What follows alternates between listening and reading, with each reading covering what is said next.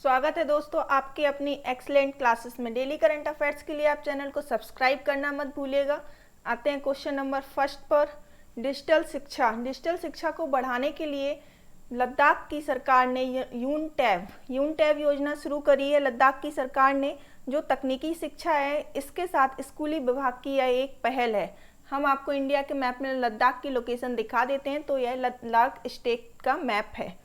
तो लद्दाख के जो उपराज्यपाल हैं RK माथुर, उन्होंने इस योजना की शुरुआत करी है और जो कक्षा 9 से 12वीं तक के बच्चे होंगे उनको इस योजना के तहत 12,300 टैबलेट बांटे जाएंगे। वहाँ के उपराज्यपाल RK माथुर ने यह योजना शुरू करी है। और जो स्कूलों में तकनीकी शिक्षा कोविड-19 के टाइम पे जो ऑनलाइन क्लासेस चल रही हैं इनको बढ़ावा देने के लिए केंद्र सरकार ने यह योजना चालू करी है। आते हैं नेक्स्ट क्वेश्चन पर। हाल ही में अफ्रीकी संघ ने किस देश को निलंबित कर दिया है? तो अफ्रीकी संघ ने माली द्वीप को निलंबित कर दिया है। जैसे कि आप मैप में देख पा रहे हैं, जो ये वाली लोकेशन है जो लाइट कलर से है, यह माली देश की लोकेशन है। अफ्रीकी संघ ने इसको निलंबित कर दिया है। क्यों कर दिया है? क्योंकि पश्चिमी अफ्रीका के नेताओं ने माली में पिछले सप्ताह हुए तख्तापलट के बाद इसे अपने क्षेत्रीय गुट से हटा दिया है। जो पश्चिमी अफ्रीका है वहाँ के नेताओं ने इसको अपने गुट से हटा दिया है। तो इसमें गुट में कितने सदस्य थे? जो संघ है अफ्रीकी संघ, उसमें 55 अफ्रीकी देशों का संघ है यह एक। और 2001 में यह संघ स्थापित किया गया था। यहाँ पर जब से सेना ने तख्तापलट किया है तब से इसे अपने देश को माली देश को निलंबित कर दिया गया है। और इसमें इस संघ से 2 देश निलंबित कर दिए जा चुके हैं, माली और दक्षिणी सूडान। आते हैं नेक्स्ट क्वेश्चन पर। भारत कब तक 20% एथेनॉल मिश्रण का लक्ष्य हासिल कर लेगा? एथेनॉल मिश्रण क्या होता है? पेट्रोल में 20% तक एथेनॉल मिश्रण का यूज किया जाएगा जिससे पेट्रोल की कीमतों में कमी लाई जा सकेगी। एथेनॉल मिश्रण कैसे बनता है? तो भारत में मुख्यतः मक्का, गन्ना और गेहूं से इसका प्रयोग किण्वन विधि के द्वारा इसको निकाला जाता है। फिर इसका पेट्रोल में मिश्रण करने में इसका यूज किया जाता है। यह एक नवीकरणीय ईंधन है। तो भारत 2023 तक इस लक्ष्य को हासिल करने में कर लेगा। पहले इसका लक्ष्य 2025 था, अब इसका लक्ष्य 2023 कर दिया गया है। तो इसमें किसका प्रयोग किया जाता है? मक्का, गन्ना, गेहूं। और 2003 में इथेनॉल मिश्रित कार्यक्रम को लॉन्च किया गया था। तब से इस कार्यक्रम की योजना चल रही है। पहले इसका लक्ष्य 2030 था, बाद में बदलकर 2025 किया गया और अब यह 2023 तक इस लक्ष्य को हासिल कर लेगा भारत। आते हैं नेक्स्ट क्वेश्चन पर। नेशनल ग्रीन ट्रिब्यूनल, यह एक ट्रिब्यूनल है जो कि डिसाइड करता है कि प्रदूषण से कितनी नदियां खराब हो रही हैं, कौन सा हिस्सा उनका खराब है, प्रदूषण से कहां पर नुकसान पहुंच रहा है प्रकृति को। इन सब चीज़ों को निर्धारित करता है नेशनल ग्रीन ट्रिब्यूनल। तो इसके बारे में हम डिस्कस कर लेते हैं कि कौन सी नदी इसको कार्य योजना को लागू करने का निर्देश दिया है।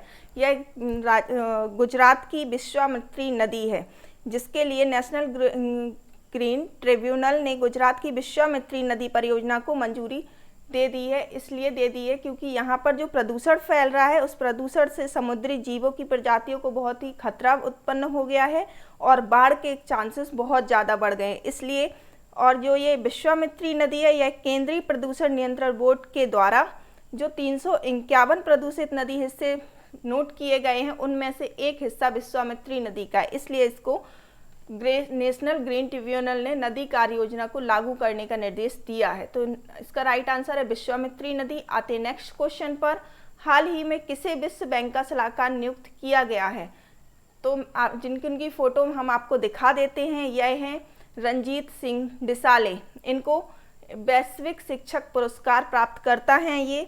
इनको अब आप सोच रहे होंगे जब ये शिक्षक पुरस्कार प्राप्त करते हैं तो इनके विश्व बैंक सलाहकार में नियुक्त क्यों किया गया है? क्योंकि विश्व बैंक ने शिक्षकों के प्रशिक्षण की गुणवत्ता में सुधार लाने के लिए ग्लोबल कोच नाम से एक कार्यक्रम शुरू किया है। इस कार्यक्रम की सलाहकार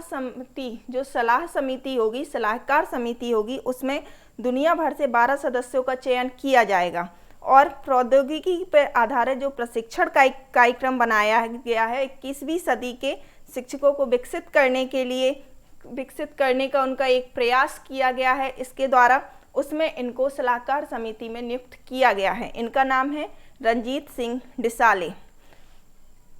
आते हैं नेक्स्ट क्वेश्चन पर। नीति आयोग, हमें बताना है नीति आयोग द्वारा जो एसडीजी इंडिया इंडेक्स 2020-21 में सबसे बेहतरीन प्रदर्शन करने वाला राज्य कौन सा है। नीति आयोग सतत विकास लक्ष्यों के लिए सूचकांक जारी कर रहा है। यह थर्ड इंडेक्स है इसका, जो कि अभी जारी किया गया है। तो केरल ने इसमें सर्वश्रेष्ठ प्रदर्शन किया है और बिहार ने इसमें सबसे खराब प्रदर्शन किया है। जैसे कि आप इमेज में देख पा रहे हैं, केरल 75 पॉइंट से टॉप फर्स्ट में है, फर्स्ट पोजीशन पर आया है केरल। और राज्यों व केंद्र शासित प्रदेशों का सामाजिक, आर्थिक और पर्यावरणीय पैरामीटर जो होता है उस पर प्रगति का मूल्यांकन किया जाता है इस सूचकांक के जरिए। तो इसमें केरल फर्स्ट है, सेकंड तमिलनाडु और हिमाचल प्रदेश है। 2018 में पहली बार इसका इंडेक्स जारी किया गया था, यह इसका तीसरा संस्करण है। तो इसका राइट आंसर होगा केरल। आते हैं नेक्स्ट क्वेश्चन पर। हाल ही में किस रियर एडमिरल ने सैन्य मामलों के विभाग में संयुक्त सचिव का पदभार संभाला है। यह रियल एडमिरल हैं जिन्होंने संयुक्त सचिव का पदभार संभाला है, यह हमारे कपिल मोहन धीर, इन्होंने यह पदभार संभाला है। इस असाइनमेंट पर आने वाले ये पहले सशस्त्र बल अधिकारी हैं जिन्होंने यह पद संभाला है। इन्होंने सैन्य मामलों के विभाग में संयुक्त सचिव का पदभार संभाला है। तो इनका नाम है कपिल मोहन धीर। आते हैं नेक्स्ट क्वेश्चन पर। निम्न में से किस विभाग ने हाल ही में अपना नया ई फाइलिंग पोर्टल लॉन्च किया है। ऐसा करने वाला कौन सा विभाग है। तो इनकम टैक्स डिपार्टमेंट ने यह पहल की है। जून 2021 में इनकम टैक्स डिपार्टमेंट एक नया ई फाइलिंग वेब पोर्टल लॉन्च करेगा।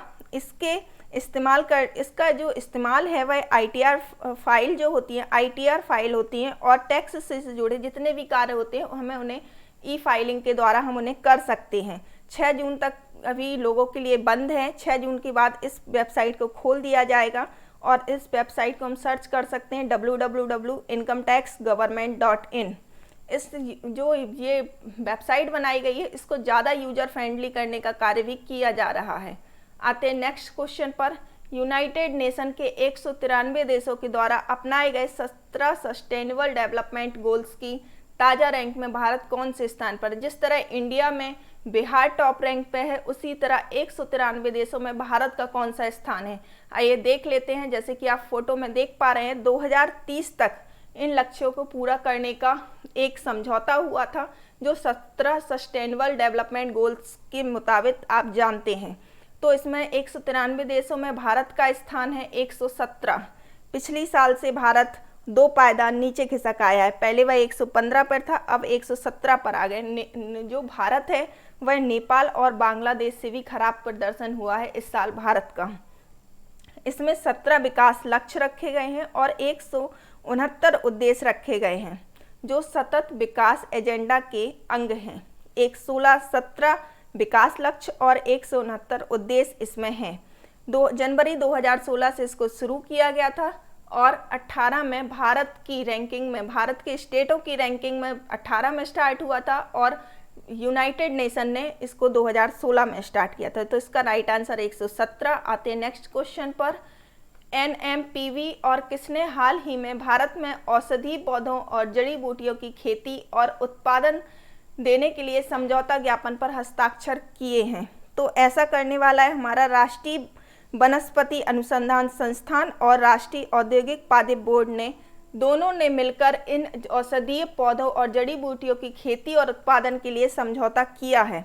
भारत में जड़ी बूटी और खेती के लिए, आयुर्वेदिक खेती के लिए प्रोत्साहन देने के लिए भारत सरकार ने भी पहल की है। भारत सरकार ने 4000 करोड़ रुपए की योजना का ऐलान किया है और यह भी कहा है कि गंगा नदी के दोनों किनारों पर, दोनों तटों पर औषधि पौधों को उगाया जाएगा।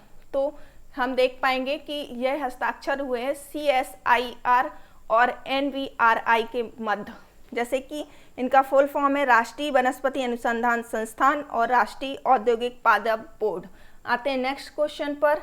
ये हमारा आज का लकी क्वेश्चन होगा। हाल ही में किसने भारत के बुजुर्गों के लिए SGE कार्यक्रम और SGE पोर्टल लॉन्च किया है। नरेंद्र सिंह ने, राजनाथ सिंह ने, थावरचंद गहलोत ने या संजय मेहता ने। यह आज का लकी क्वेश्चन है। आप इसका जवाब देकर लकी विजेता बन सकते हैं। Thank you for watching. Have a awesome day. पढ़ते रहिए, बढ़ते रहिए।